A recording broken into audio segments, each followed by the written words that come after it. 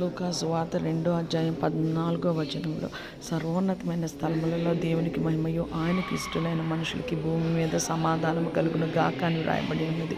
సమాధానం ఎవరు ఇవ్వగలరంటే దేవుడు సమాధానానికి అధిపతి కాబట్టి దేవుడి నుంచి మనము సమాధానం పొందుకోవాలి. దేవునికి ఇష్టలై ఉండుట అనంటే హెబ్రీయులకు రాసిన పత్రిక 11:5 హానోకు కొనిపోబడక మునుపు దేవునికి ఇష్టడై ఉండేనని సాక్ష్యము పొందిన హెబ్రీయులకు రాసిన పత్రిక 11:6 విశ్వాసం ద్వారా హానోకు దేవుని వెంబడించిననున్నారు.